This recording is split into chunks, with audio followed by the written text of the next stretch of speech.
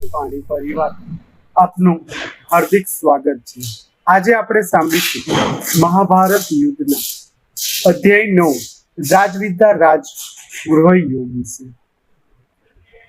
ભગવાન શ્રી કૃષ્ણ બોલ્યા, તારા જેવા શુદ્ધ હૃદયના ભક્ત માટે પરમ ગોપનીય વિજ્ઞાન સહિત જ્ઞાનને ફરીથી સમ્યક રીતે કહું છું કે જેને જાણીને તું દુઃખરૂપ સંસારથી છૂટી જઈશ।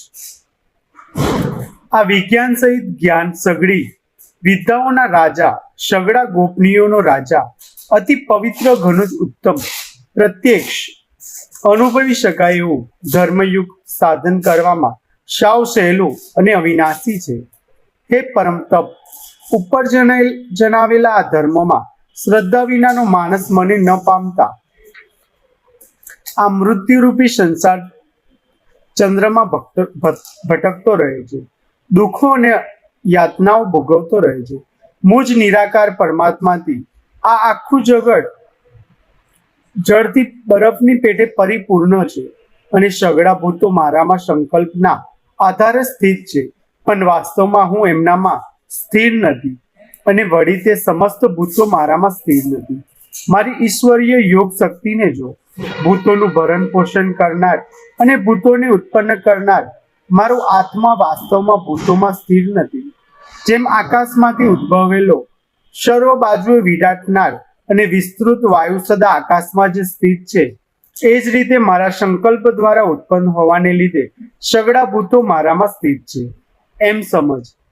હે કૌંતેય, કલ્પોને અંતે બધા ભૂતો મારી મૂળ પ્રકૃતિને પામે છે, એટલે કે પ્રકૃતિમાં લય પામે છે અને કલ્પનાનોને આરંભે એમને હું ફરીથી સર્જું છું। પોતાની પ્રકૃતિને સ્વીકારીને સ્વભાવના બળને લીધે ક્ષય થયેલા આ આખાય ભૂત સમુદાયને વારંવાર એમના કર્મો અનુસાર સર્જું છું। હે ધનંજય, એ કર્મોમાં આસક્તિ વિનાના અને ઉદાસીનની જેમ સ્થિત મુજ પરમાત્માને એ કર્મો બાંધતા નથી। હે કુંતી પુત્ર, મુજ અધિષ્ઠાતાના પ્રભાવથી જ પ્રકૃતિ ચરાચર સહિત આખા જગતને સર્જે છે અને આ હેતુના લીધે જ આ સંસાર ચક્ર ફરી રહ્યું છે। મારા પરમ ભાવને નહીં જાણનાર યજ્ઞાની માણસો મનુષ્યનું શરીર ધારણ કરનાર મુજ સઘળા ભૂતોનું મહાન ઈશ્વરને અવગણે છે, એટલે કે પોતાની યોગ માયાથી સંસારના ઉદ્ધારને અર્થે મનુષ્ય રૂપ વિચરતા મુજ પરમેશ્વર ને સામાન્ય માણસ ગણે છે। એ વ્યર્થ આશા રાખનાર તેમજ વ્યર્થ કર્મ કરનારા તેમજ જ્ઞાનની દુરુપયોગ કરનાર વિક્ષિપ્ત ચિત્તના જ્ઞાનીજનોને રાક્ષસી, આસુરી અને મોહિની પ્રકૃતિને જ ધારણ કરી રાખે છે। એ દત્ત નિશ્ચયિત ભક્તો નિરંતર મારા નામ અને મને વારંવાર પ્રણામ કરતા સદા મારા ધ્યાનમાં જોડાઈને અનન્ય પ્રેમથી મને ઉપાસે છે। બીજા જે જ્ઞાન યોગીઓ છે એ મુજબ નિર્ગુણ નિરાકાર બ્રહ્મનું જ્ઞાન યજ્ઞ દ્વારા અભિન્ન ભાવે ભજન કરતા ક્યાંય પણ મારી ઉપાસના કરે છે અને બીજા ભક્તો આખા બ્રહ્માંડમાં જેટલા પંચરાચર પ્રાણીઓ છે એમને મારું જ સ્વરૂપ માનીને મુજ વિરાટ સ્વરૂપ પરમેશ્વરની પૃથક ભાવે કરે છે।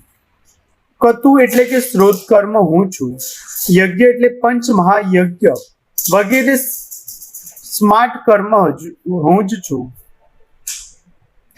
સ્વધ્ય એટલે કે પિતૃઓને તર્પણ રૂપે અપાતું અન્ન છું, ઔષધ હું છું, ગંગ હું છું, ધ્રુત હું છું, અગ્નિ હું છું અને હવન રૂપી ક્રિયા પણ હું જ છું। આ સકળ જગતને ધારણ કરનાર કર્મોના ફળને આપનાર પિતા, માતા, દાદા જે જાણવા યોગ્ય એ તત્વ પવિત્ર હોમકાર તેમજ ઋગ્વેદ, સામવેદ અને યજુર્વેદ પણ હું જ છું। પરમ પદ સ્વરૂપ પરમ ગતિ ભરણ પોષણ કરનાર સૌના સ્વામી, શુભ અશુભને જોનારા સૌનું રહેઠાણ શરણ લેવા યોગ્ય, પ્રત્યુક્ત કાળ ઈચ્છ્યા વિના હિત કરનાર, સૌની ઉત્પત્તિ પ્રણયનો હેતુ, સ્થિતિનો આધાર, નિદાન તેમજ અવિનાશી કારણ પણ હું જ છું। હું જ સૂર્ય રૂપે તપું છું, વર્ષાનો સમુદ્ર વગેરે સ્થાનોમાંથી ખીચું છું અને એને વરસાવું છું। હે અર્જુન, હું જ અમૃતિયાને મૃત્યુ છું તથા સત અસત પણ હું જ છું। ત્રણેય વેદોમાં વિધાન કાર્યાલયમાં સૂક્ષ્મ કર્મોને કરનારા, સોમરસ પીનારા, પાપ વિનાના માણસો મને યજ્ઞો દ્વારા પૂજીને સ્વર્ગની પ્રાપ્તિ ઈચ્છે છે. એ માણસો પોતાના પુણ્યોના ફળ સ્વરૂપે સ્વર્ગલોકને પામીને સ્વર્ગમાં દિવ્ય એવા દેવતાઓના ભોગોને ભોગવે છે. તેઓ વિશાળ સ્વર્ગલોકને ભોગવીને પુણ્યક્ષીણ થતા મનુષ્ય લોકમાં પાછા આવે છે.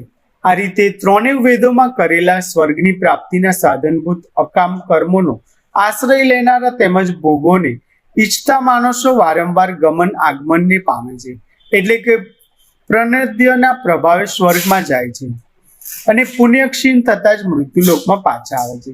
જે અનન્ય પ્રેમીજનો મુજ પરમેશ્વરને નિરંતર ચિંતન કરતા નિષ્કામ ભાવે ભજે છે, એ જ નિત્ય નિરંતર મારું ચિંતન કરનારા ભક્તોના યોગ હોમનું હું પોતે વહન કરું છું. હે કુંતી પુત્ર, જો કે શ્રદ્ધાથી યુક્ત જે સકામ ભક્તો અન્ય દેવતાઓને પૂજે છે તેઓ પણ મને જ પૂછે છે. એમનું તું પૂજન અવિધિપૂર્વક એટલે કે અજ્ઞાનપૂર્વક તું છે.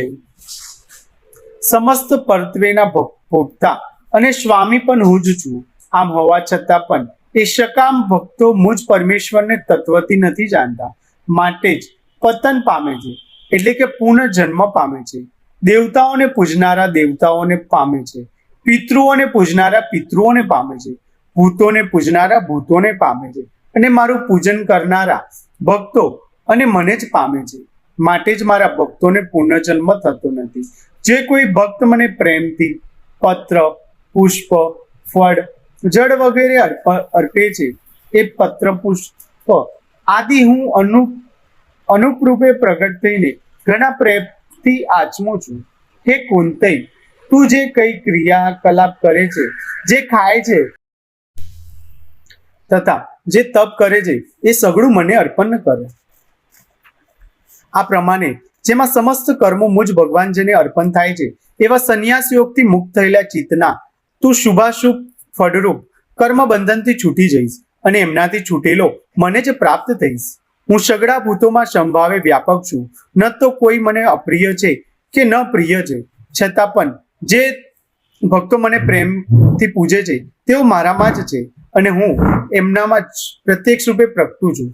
જો કોઈ ઘણી દુરાચારી પણ અનન્ય ભાવે મારી ભક્તિ બનીને મને પૂજે છે, તો એ સાધુ જો માનવાળો જો જાય છે, કેમ કે એ મારો નિશ્ચય કરનારો છે.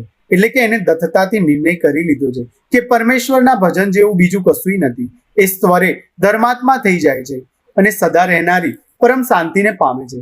હે કુંતી, તું નિશ્ચયપૂર્વક સત્ય જાણ કે મારો ભક્ત નાશ નથી પામતો. હે પાર્થ, સ્ત્રીઓ, વેશ્યો, શૂદ્રો તથા પાપીઓની ચાંડાલ યાદીને જે કોઈ પણ હોય તેઓ પણ મારા શરણે થઈને પરમ ગતિને જ પામે છે. જો આ લોકો પરમ ગતિને પામી જતા હોય તો પુણ્યશાળી બ્રાહ્મણો તથા રાજશ્રી ભક્તો માટે શરણે થઈને પરમ ગતિને પામે એમાં તો સુખ કહેવું જ શું. માટે તું સુખ વિનાનું અને ક્ષણભંગુર આ મનુષ્ય શરીર પામીને નિરંતર મને જ ભજ. મારામાં મન પરોવી મારો ભક્ત બન, મારું પૂજન કરનારો થા, મને પ્રણામ કર.